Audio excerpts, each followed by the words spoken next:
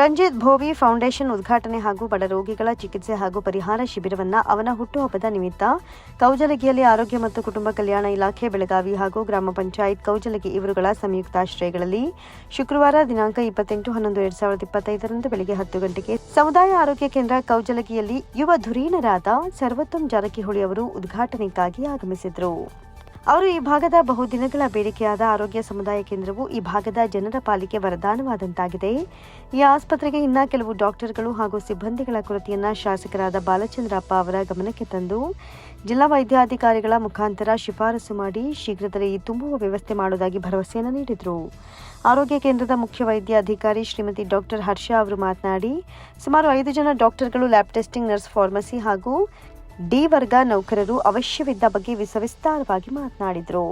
ಈ ಕಾರ್ಯಕ್ರಮದಲ್ಲಿ Ravi ಪರುಶೆಟ್ಟಿ, Jagadish Bhovi, doctor Vishwanath Bhovi, Ashok ಶಿವಾಪುರ್, doctor Prashant Sannakki, Madeva ಬುದ್ದಿ, ಮಂಜುನಾಥ್ ಭೋವಿ ಭಾಗವಹಿಸಿ ಶಿಬಿರವನ್ನು ಯಶಸ್ವಿಗೊಳಿಸಿದರು. ಸಾಯಂಕಾಲ 7 ಗಂಟೆಗೆ ಫೌಂಡೇಶನ್ ಉದ್ಘಾಟನೆಗೆ ಮುಖ್ಯ ಅತಿಥಿಗಳಾಗಿ ಡಾಕ್ಟರ್ ರಾಜೇಂದ್ರ ಸನ್ನಕ್ಕಿ ಇವರು ಆಗಮಿಸಿ ದಿವಂಗತ ರಂಜಿತ್ ಅವರ ಹೆಸರಿನಲ್ಲಿ ತಾವು ಮಾಡುವ ಈ ಕಾರ್ಯ ಬಡವರಿಗೆ ಇನ್ನೂ ಹೆಚ್ಚಿನ ರೀತಿಯಲ್ಲಿ ಅನುಕೂಲ ಆಗಲಿ ಅಂತ ಹಾರೈಸಿದರು. ಇದರ ಜೊತೆಗೆ ಗೋಕಾಕ್ ಜಿಲ್ಲೆ ಕೌಜಲಗಿ ತಾಲೂಕು ಮಾಡ್ತೇವೆ ಅಂತ ನಮ್ಮ ನಾಯಕರುಗಳಾದ ಶಾಸಕರಾದ ಬಾಲಚಂದ್ರ ಜಾರಕಿಹೊಳಿ ಹಾಗೂ ಸಚಿವರಾದ ಸತೀಶ್ ಜಾರಕಿಹೊಳಿ ಇವರು ಮಾತು ಕೊಟ್ಟಿದ್ದಾರೆ. ಅಲ್ಲಿಯವರೆಗೆ ಎಲ್ಲರೂ ತಾಳ್ಮೆಯಿಂದ ಇರಬೇಕು ಎಂದರು.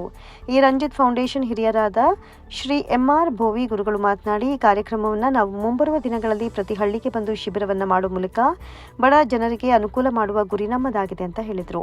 ಮತ್ತೊಬ್ಬ ಮುಖ್ಯ ಅತಿಥಿಯಾಗಿ ಮಾತನಾಡಿದ ಅವಿನಾಶ್ ಮೂಡಿ ಗುರುಗಳ ಮಾತನಾಡುತ್ತಾ, ದಿವಂಗತ ರಂಜಿತ್ ಆದಿಯಾಗಿ ಭೋವಿ ಕುಟುಂಬದಲ್ಲಿ 9 ಜನ ಡಾಕ್ಟರ್ಗಳಾಗ್ತಾ ಇರೋದು ನಮ್ಮ ಈ ಭಾಗದಲ್ಲಿ ಐತಿಹಾಸಿಕ ಕುಟುಂಬವಾಗಿದೆ ಎಂದರು. ಈ ಕಾರ್ಯಕ್ರಮದ ಆಯೋಜಕರು ಹಾಗೂ ಫೌಂಡೇಶನ್ ಸಂಸ್ಥಾಪಕರಾದ ಡಾಕ್ಟರ್ ವಿಶ್ವನಾಥ್ ಭೋವಿ, ಬೆಳಗಾವಿ ಜಿಲ್ಲಾ ಮುಖ್ಯ ವೈದ್ಯಾಧಿಕಾರಿಗಳು ಮಾತನಾಡ್ತಾ, ಈ ಶಿಬಿರದಲ್ಲಿ ಸುಮಾರು 35 ಇನ್ನೀಟ್, ರಕ್ತ ಸಂಗ್ರಹ 250 ಜನ, ಬಿಪಿ ಶುಗರ್ ಚಿಕಿತ್ಸೆ 50 ಜನ, ಕಣ್ಣಿನ ತಪಾಸಣೆ ಜೊತೆ ಚಸ್ಮಾ ವಿತರಣೆ ಹಾಗೂ ಶಸ್ತ್ರಚಿಕಿತ್ಸೆಗೆ ಶಿಫಾರಸು 62 ಜನ, ದಂತ ಚಿಕಿತ್ಸೆ ಮಾಡಲಾಯಿತು ಅಂತ ವಿವರಿಸಿದರು.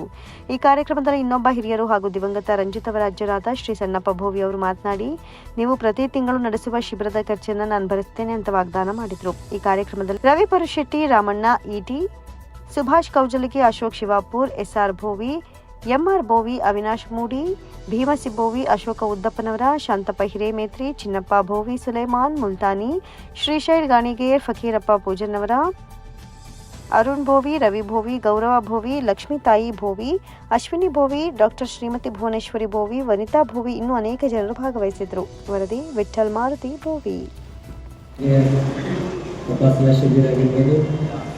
ಜೊತೆಗೆ ರಕ್ತದ ಶಿಬಿರ ಹಾಗೂ ಎಲ್ಲ ವೈದ್ಯಕೀಯ ಸಂಬಂಧಪಟ್ಟಂಥ ಒಂದು ಶಿಬಿರವಾಗಿರ್ಬೋದು. ಈ ಶಿಬಿರದ ವೇದಿಕೆ ಮೇಲೆ ಉಪಸ್ಥಿತ ಎಲ್ಲ ನಮ್ಮ ಭಾಗದ ಮುಖಂಡರಲ್ಲಿ ಎಲ್ಲ ವೈದ್ಯರಲ್ಲಿ ಆತ್ಮೀಯ ನಮಸ್ಕಾರವನ್ನು ಹೇಳ್ತಾ, ವೇದಿಕೆ ಮುಂಭಾಗದಲ್ಲಿ ಉಪಸ್ಥಿರುವಂಥ ಎಲ್ಲ ನಮ್ಮ ಸಹೋದರ ಬಂಧುಗಳೇ, ತಾಯಂದಿರೇ, ತಮ್ಮೆಲ್ಲರಿಗೂ ಕೂಡ ಆತ್ಮೀಯ ನಮಸ್ಕಾರಗಳನ್ನು ಅರ್ಪಿಸ್ತಾರೆ.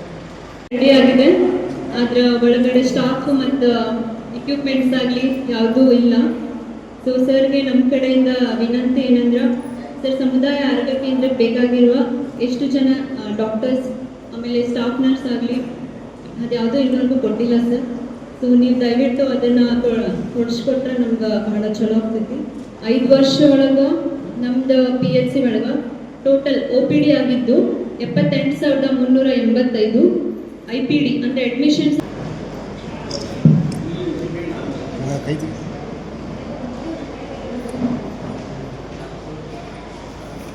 ಸಂಸ್ಥೆಯ ಪದಾಧಿಕಾರಿಗಳೇ ಹಾಗೂ ನನ್ನ ದಂತ ವಿಭಾಗದ ಸಹೋದ್ಯೋಗಿಗಳೇ, ಮರಾಠ ಮಂಡಲ ದಂತ ವೈದ್ಯಕೀಯ ಕಾಲೇಜಿನ HOD ಅವರೇ ಹಾಗೂ ಇಲ್ಲಿ ನೆರೆದಿರ್ತಕ್ಕಂತಹ ನನ್ನ ಆರೋಗ್ಯ ಇಲಾಖೆಯ ಎಲ್ಲ ಸಿಬ್ಬಂದಿ ವರ್ಗವೇ, ಆಶಾ ಕಾರ್ಯಕರ್ತರೇ ಹಾಗೂ ಈ ಮುಖ್ಯವಾಗಿ ಈ ಕಾರ್ಯಕ್ರಮಕ್ಕೆ ಆಗಮಿಸಿದಂಥ ಕೌಜಲಗಿ ಗ್ರಾಮದ ಎಲ್ಲ ಗಣ್ಯಮಾನ್ಯರೇ, ಇವತ್ತಿನ ಈ ಕಾರ್ಯಕ್ರಮದ ಮುಖ್ಯ ಉದ್ದೇಶ ಏನಿತ್ತು ಅಂತಂದ್ರೆ,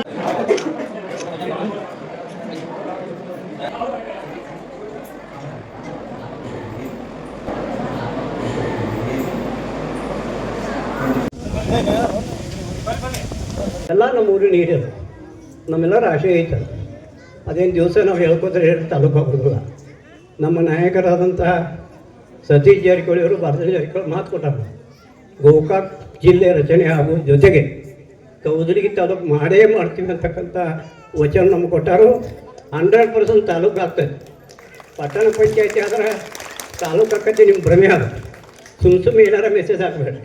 ಯಾಕಂದ್ರೆ ಮಂದಿಗೆ ತಪ್ಪು ಕಲ್ಪನೆ ಕೊಡತ್ತಾರೆ ನೀವು. ಅಥವಾ ನೀವು ಮೆಸೇಜ್ ಹಾಕೋದ್ರಿಂದ ತಾಲೂಕು ಆಗೋದಿಲ್ಲ. ತಾಲೂಕು ಹೆಂಗೆ ಮಾಡೋದು ಗೊತ್ತೈತೆ ನಮ್ಗೆ. ತಾಲೂಕು ಮಾಡೇ ಮಾಡ್ತೀವಿ. ಇದು ನಮ್ಮ ನಾಯಕರಾದಂಥ ಸತೀಶ್ ಜಾರಕಿಹೊಳಿ ಮೇಲೆ ಭಾರತ ಜಾರಕಿಹೊಳಿ ನಂಬಿಕೆ ಐತೆ ನಮ್ಗೆ. ಕೌಜಲಗಿ ತಾಲೂಕು ಎಂದ ಗೋಕಾಕ್ ಜಿಲ್ಲೆ ಆಗ್ತದೆ ಅವತ್ತು ಕೌಜಲಗಿ ತಾಲೂಕು ಆಗ್ತೈತೆ ಅಂತಕ್ಕಂಥ ಮಾತನ್ನು ಹೇಳಿ ನಾನು ಮಾತನ್ನು ಮುಗಿಸ್ತೇನೆ. ಈ ಕ್ಷೇತ್ರಾಧಿಪತಿಯಾದ ತಾಯಿ ಲಕ್ಷ್ಮೀ ತಾಯಿಯ ಪಾದಾರವಿಂದಗಳಿಗೆ ಕೊಡಮಟ್ಟು ರಂಜಿತ್ ಬೋವಿ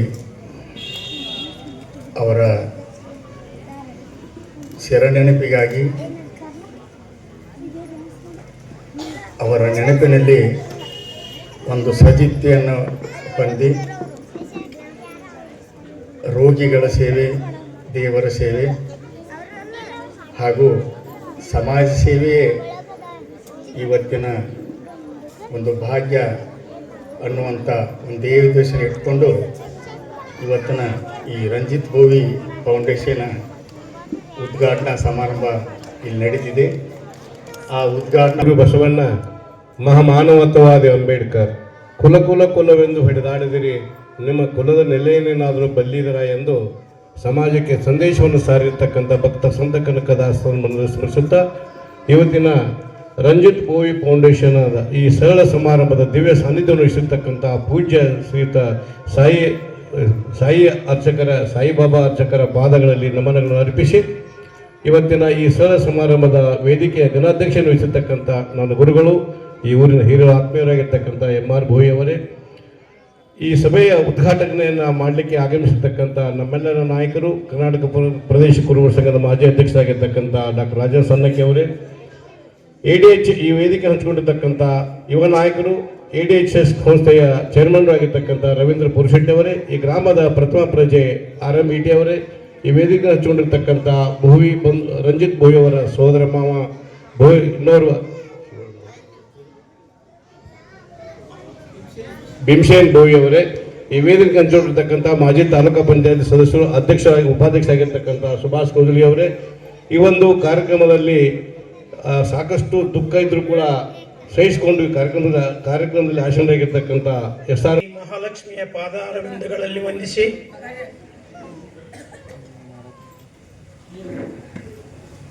ಈ ರಂಜಿತ್ ಬೋವಿ ಫೌಂಡೇಶನ್ನ ಕಾರ್ಯಕ್ರಮದ ಸಾನ್ನಿಧ್ಯವನ್ನು ವಹಿಸಿರ್ತಕ್ಕಂಥ ಸಾಯಿ ಮಂದಿರದ ಅರ್ಚಕರಾದಂತಹ ಈರಯ್ಯ ಸ್ವಾಮಿ ಅವರ ಪಾದಕ್ಕೆ ಹಣೆಮಣಿದು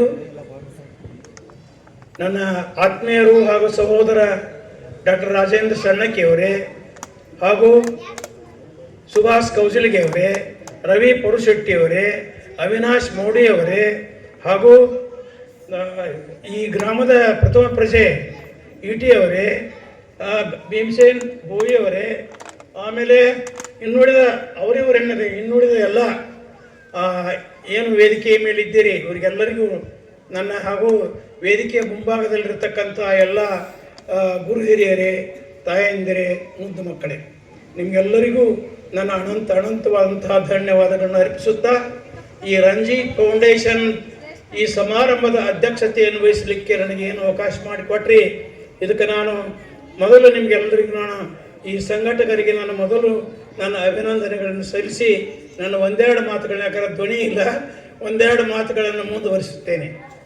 ರಂಜಿತ್ ಫೌಂಡೇಶನ್, ರಂಜಿತ್ ಅಂದರೆ